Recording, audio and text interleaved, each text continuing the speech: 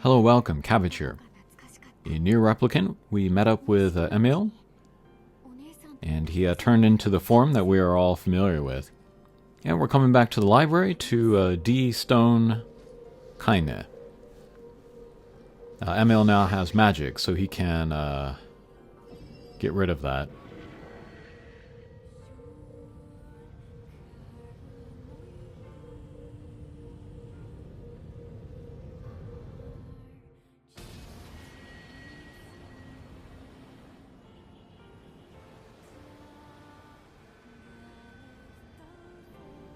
Oh, and there she is.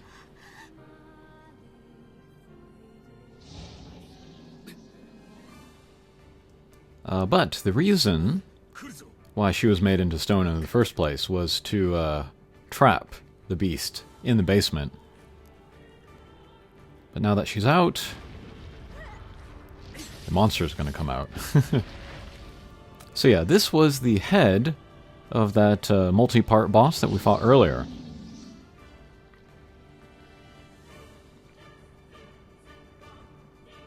But we are 5 years older, we are more skilled. So this boss will be much more manageable now.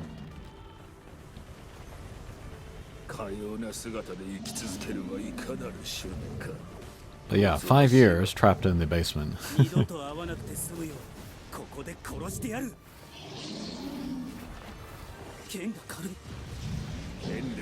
And then this spinning scythe attack from Grimoire Weiss. This is one of my favorites. It doesn't seem very powerful, but it's got a big area of effect.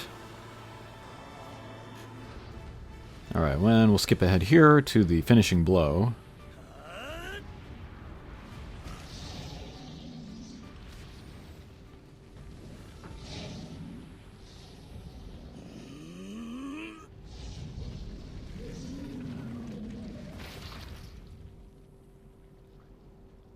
And crack. There he goes.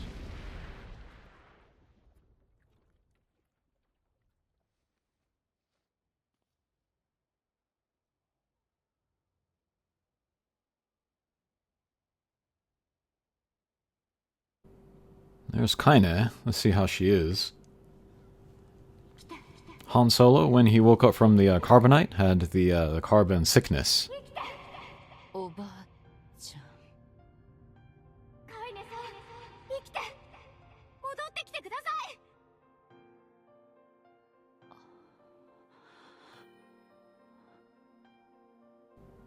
I think that is thumbnail material there.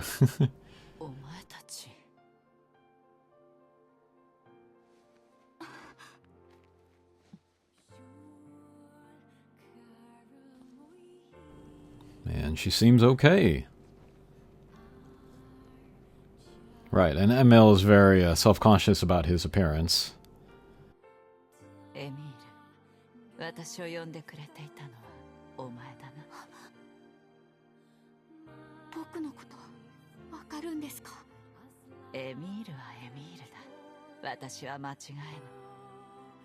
カイネさん、ありがとう。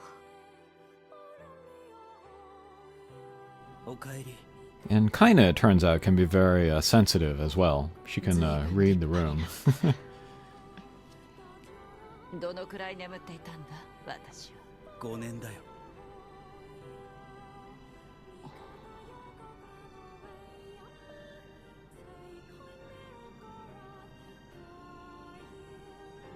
That's maybe the biggest I've seen Kaine's eyes. そうか。5年か。ヨナは Kaine did not swear there, actually, in the Japanese. The English added it. Alright, but we're still on a mission to find the Shadow Lord, and then rescue Yona. Oh, there's something I wanted to say about the translation in the previous video as well, but I forgot to say in the moment. But when Emil sees the protagonist for the first time, Emil says, oh, you look cool. And then the English translated, it says, right. But the Japanese, it's closer to more like, is that right? It's subtle. But it's not like just an affirmation, you know, of what Emil's saying. It's kind of humoring Emil. レボルさんたちからその話を聞くまでは。 Okay, but anyway, after the rescue, we'll see Devila and Popola here. レボルさん、ポポルさん。 And then what they are saying is that the village people are でも tired and scared, and so they want Emil and Kaine to stay out of the village. 待てよ、おかしいだろ。己の身を犠牲にして村を救ったカイネ I have to wonder if, like, there was some kind of limitation in the programming where they couldn't have 3 characters running around the village, like in the original version or something. もう十分ですね、カイネさん。私は外の方が慣れてる。 Or if it's actually meant to be part of the story where everybody's scared of them. すまないな。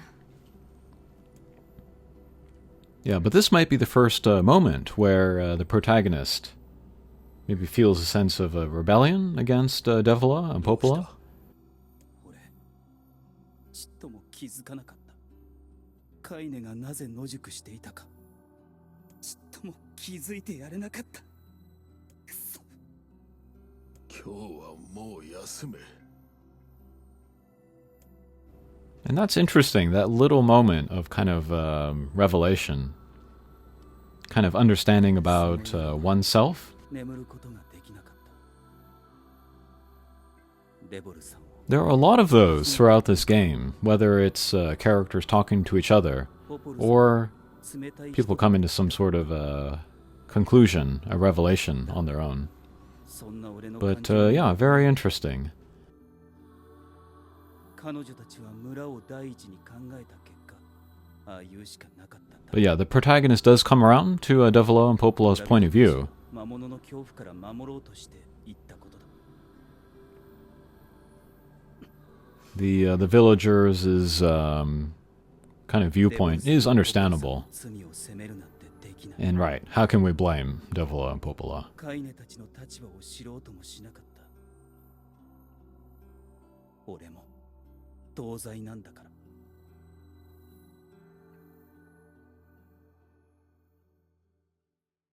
ら。 Oh, and then we have a black book in the loading screen. Very kind commenter told me that that was those are like notes from the Gestalt project, so I'm definitely want to pay attention to those. But yeah, the Gestalt project, it seems like it is not creating life. It is taking existing life and like augmenting it. So Emil and his sister, they went through the Gestalt project and then got powers. So I'm thinking, like in reincarnation, how are they going to get bodies for the cage characters? The Gestalt project maybe is not an answer to that. Alright, but here we'll show the protagonist talking to both Devila and Popola, kind of apologizing and then saying, yeah, I understand why you said what you said.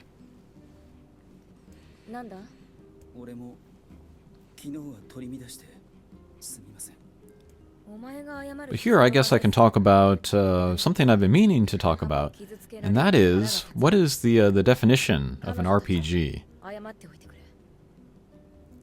Earlier this year I was playing Legend of Zelda, Tears of the Kingdom, and then I put up a community post, a poll, asking people if they considered Legend of Zelda games RPGs, and the overwhelming majority of people said yes. I was very surprised by that. I would consider these Zelda games mostly like action-adventure. I think what comes down to defining an RPG for me, since I come from tabletop advanced Dungeons and Dragons, is stats and growth. And like Legend of Zelda, the only like stats that you have are your life bar and then your stamina gauge. And that's not enough to make it an RPG for me. This Nier Replicant, it has kind of RPG. You have a menu where you can look at your attack value, your magic attack value, your defense, and your magic defense. And then you got HP and stuff, but that's pretty skimpy. So I don't know if I would even call Replicant an RPG. Okay, so we talked to Devila and Popola. Now we're going to go to the Lost Temple.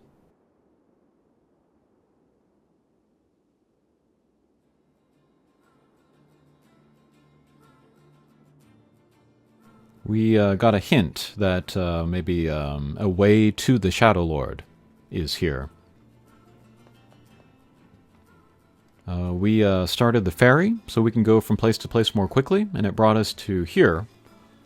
And I just wanted to show climbing this ladder because we can look at Emil flying around. Yeah, he's funny to have. And then during their walking, the protagonist offered to sleep outside with the other two, kind of in solidarity. That was a nice moment, too. Alright, but here we're back in kind of that throne room looking place where we met Grimoire Weiss for the first time. And I was like, no way there's going to be another boss, and no way it's going to be like the armor thing again, but sure enough, it is. And then I'm using the Beast Lord, Greatsword, and I consider the Beast Lord kind of the weapon from the Nier series. It's maybe my favorite of all. Alright, and then I forgot to record in the right place, but Kaine, she gets run through by a flying piece of the weapon.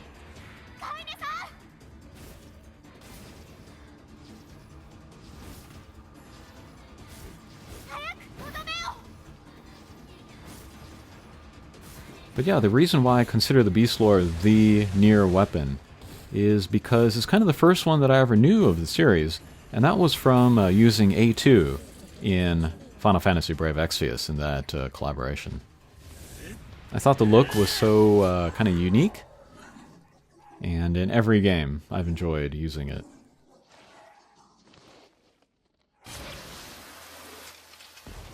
But as far as like upgrading weapons in Nier Replicant, I want to stick to weapons that are also represented in Automata and Reincarnation, so that I can get back to the kind of the weapon story comparison videos. That might be fun to do 3 of one weapon in one video. Okay, but we took down the boss there. Alright, let's see if Kaine is alright. Just saved her, so that would be unfortunate if we lost her right away.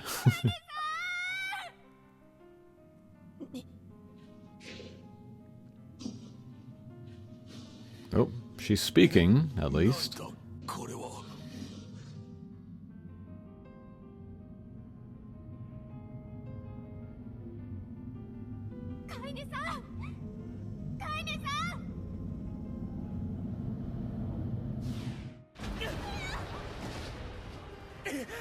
Woo! So the black scrawl was kind of seething through her, and then threw us back. Oh crap! We see the abyssal version of Kaine here. She's very animalistic, kind of taken over. And yeah, not herself. Whoa! No, that's not normal.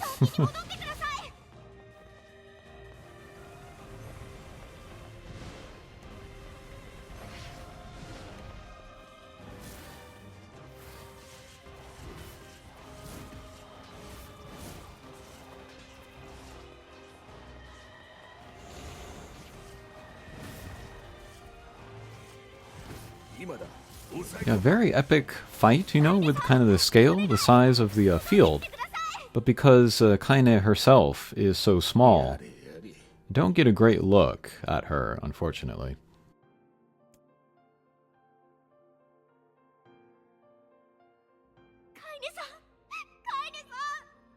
カイネ。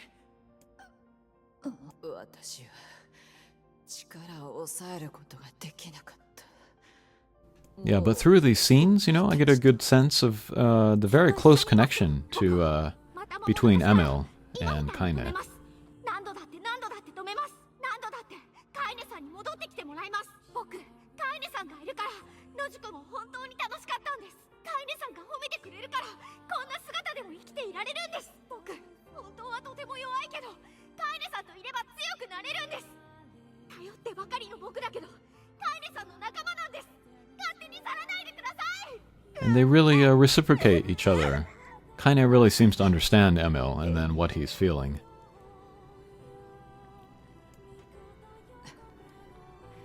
Emil really breaks through her kind of gruff exterior.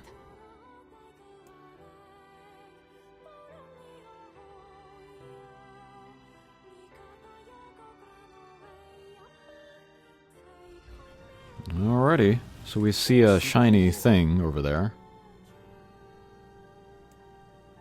Oh, and before the video ends, I think the reason why so many people consider so many different types of games RPGs is because so many games adopt sort of RPG-like elements. But the truth is that there aren't, you know, as many true RPGs out there. I'm still kind of going back and forth on the question whether an RPG has to be turn-based as far as combat.